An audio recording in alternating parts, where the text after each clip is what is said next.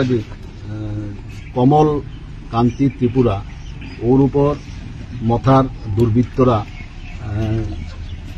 চূড়ান্তভাবে অ্যাটাক করেছে।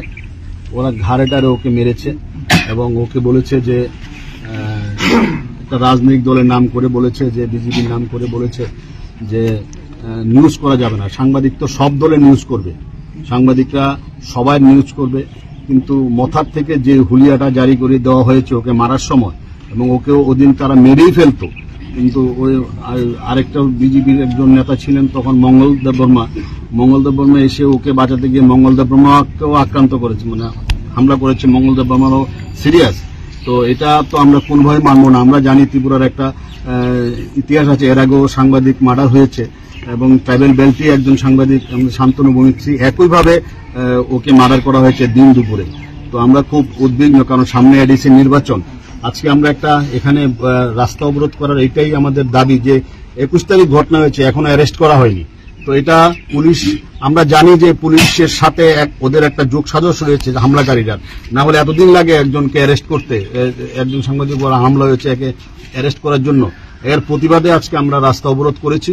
আমরা এখানে রাস্তা অবরোধ করব আসামিদের গ্রেপ্তারের জন্য। ওরা সুনির্দিষ্টভাবে আমাদের বলুক কবে নাগাদ আসামিদের অ্যারেস্ট করা হবে, তারপরে আমরা রাস্তা অবরোধ প্রত্যাহার করব।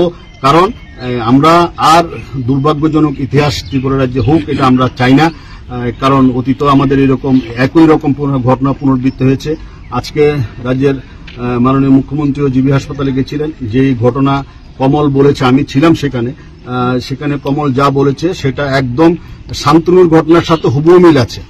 তো কোন রকমে ও প্রাণে বেঁচে গেছে, কিন্তু যেহেতু আমাদের সামনে নির্বাচন আছে, ভিলেজ বোর্ড আছে, এডিসি নির্বাচন আছে, আবার যাতে এই ধরনের ঘটনা যাতে ত্রিপুরাতে যাতে পুনরাবৃত্তি না হয়, যেখানে যেখানে আমাদের জনজাতি ভাইরা যারা সাংবাদিকতা করছে ওদের উপর আক্রমণ হবে, আমরা সেখানে যাব। আমরা অতীতেও গেছি, ভবিষ্যতেও যাব, এবং কোথাও যদি কোনো আক্রমণ হয়, যেমন আমরা আজকে এসেছি, আমি প্রথম দিন বলেছিলাম যেখানে আক্রমণ হয়েছে সেখানে আমরা যাব।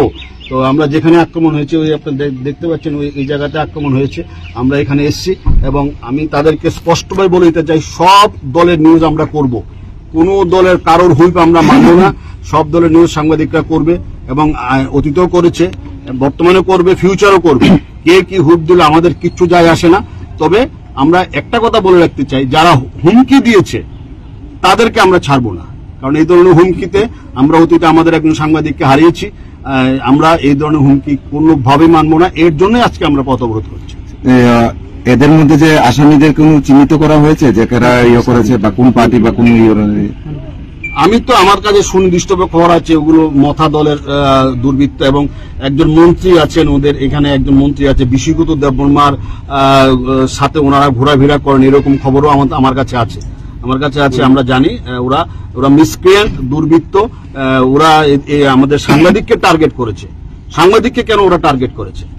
পুলিশ কেন ওদেরকে গ্রেপ্তার করছে না? এবং পুলিশেরও সাথে ওদের যোগসাজশ আছে কিনা সেটা আমার সন্দেহ হচ্ছে। পুলিশ কেন অ্যারেস্ট করছে না ওদেরকে? কি আশ্বাস দেওয়া হয়েছে? আশ্বাস এই দেওয়া হয়েছে, আমরা ইমিডিয়েটলি স্টেপ নেব, যারা যুক্ত আছে তাদেরকে অ্যারেস্ট করা। কত সময়ের ভিতরে বা কতদিনের ভিতরে? আমরা যেটা কইলাম যে ইমিডিয়েটলি, মানে যত সম্ভব সুন্দরভাবে সম্মত হয়, আপনারা 24 ঘন্টা, আমরা এর আগে চেষ্টা করব যাতে এটা মানে আমরা যাতে একটা বুকস আমরা আনতে পারি যারা কালপিটরা আছে। এখন পর্যন্ত কি কাউকে শনাক্ত করা গিয়েছে এই বিষয়ে? ওরা এফআইআর তো নেম দিছে, তো ওদেরকে আমরা এফআইআর নেম যারা ওদেরকে আমরা ট্রাই করতেছি অ্যারেস্ট করা। এবং এটা আমরা নিশ্চিন্ত জানাইতেছি যে আমরা অ্যারেস্ট হই। এটা আমি বড় আছে, আমরা এটা মানে একদম 100% অ্যারেস্ট হই।